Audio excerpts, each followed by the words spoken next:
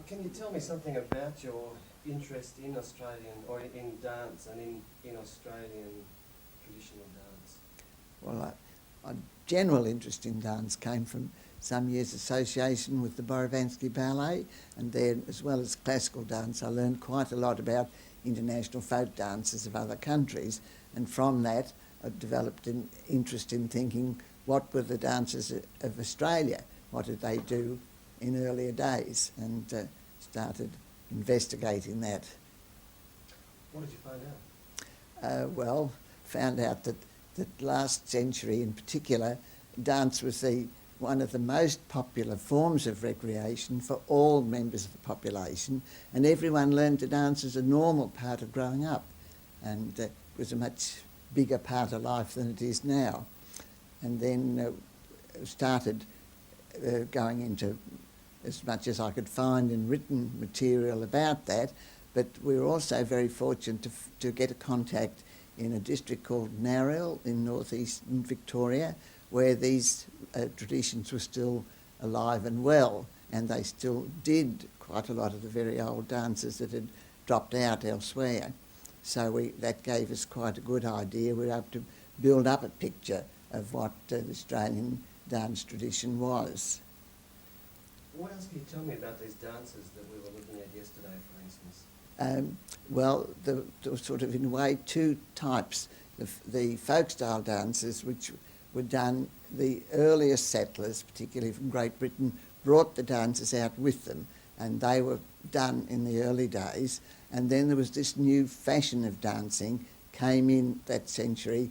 It had a lot to do with the big social changes of the Industrial Revolution, and they had these fashions were predominantly couples dances and the sets that they called the quadrilles, and after about 1850 they really took over the social dance scene, and they were the big things that were done, big style. It was done right through up until really just after the Second World War, when they began to really go out, although modern dancing came in with ragtime, also went on at the same time.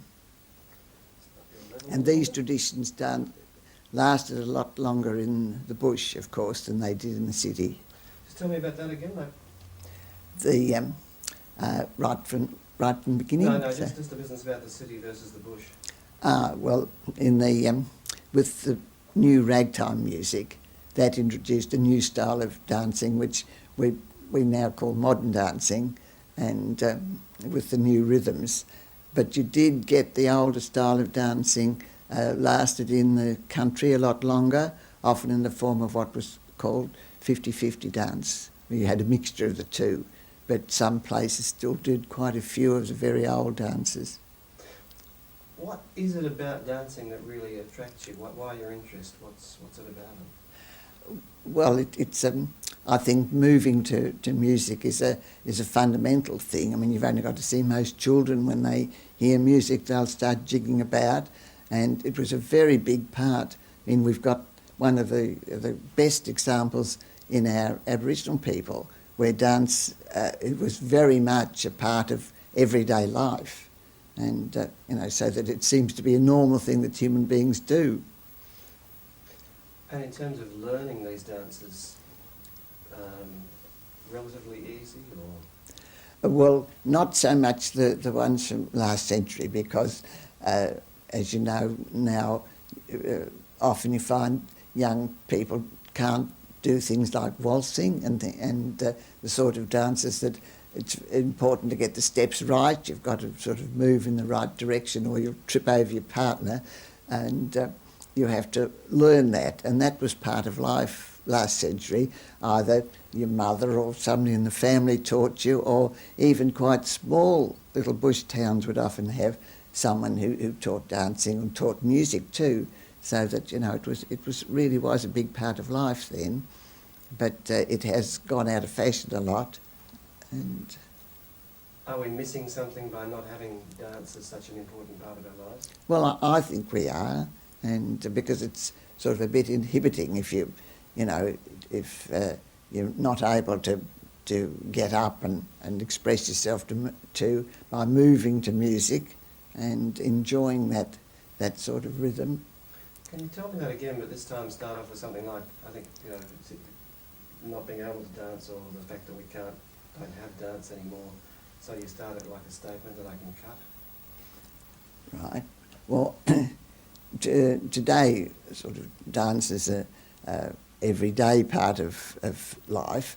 Well, probably if you think back before the days of radio and the film, everybody went to the Saturday night dance, and that was, normally accepted, and that's with the first the radio and films, and now television has taken over our entertainment world, whereas once the dance and music, of course, was a very big part of everybody's life, and so that it was important, and the social factor was very important.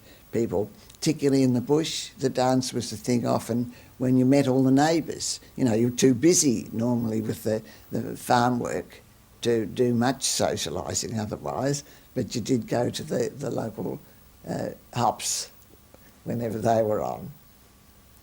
And just to backtrack right back to the start again, just tell me about your personal involvement with dance. Forget that you've already told me anything. Right. Well, I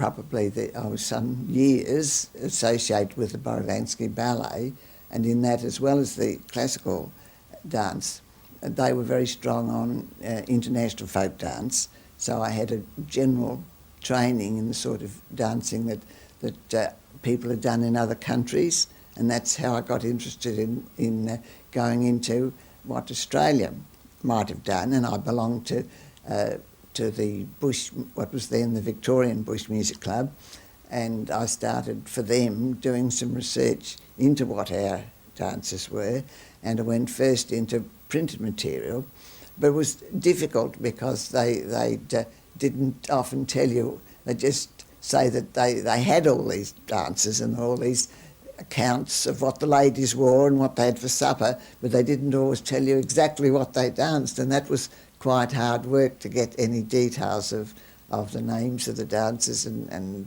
how they were done. And then I was fortunate in getting this contact in Nariel, a district in northeast Victoria, where this tradition was still living and very active, and they still knew a lot of the very old dances and could do them. And so we were able to learn quite a lot from them, and then put together with what I'd found from other sources, we got quite a good picture of the Australian dance as it used to be. Ooh. Is there anything else you'd like to add to that? Well, it's just that how they were revived is in the 1850s, the Bush Music Club and the other folk clubs started doing some of the dances we knew about, and we found it easier to get people to do the simple folk dances rather than the couples dances and the quadrilles, which were the main basis of dancing in the bush last century after about the 1850s. And they'd got associated these, it's really a contemporary form, what we call bush dance now. It wasn't quite it was only what they would have done in the bush in their very earliest days, done in a more contemporary form anyway, so that it's not quite the ideal name, but it's developed into a social dance form really of its own, the present sort of bush dance that we do, that's got quite popular in some circles. Great. And did you want to know, there were other people who were doing this research that perhaps we should mention, and there was... Maybe if you could just start that clean, there were other people who were doing the research. Yeah. Well, there were some other people who were doing the research. There was, in the earliest days, of John Meredith, along with his investigations of the music, did learn quite a bit about the dance, and there was Nell Challingsworth, who was interested a lot in the social aspects of it. And then later researchers include Peter Ellis, Maria and Mark Schuster, and Rob and Olya Willis. And there are others, but they've been some of the main ones. And this video, I think, is going to present some of this, of the newer work in this as a visual medium, which gives people a good idea of what it was like, and introduces people to this heritage of our Australian dance.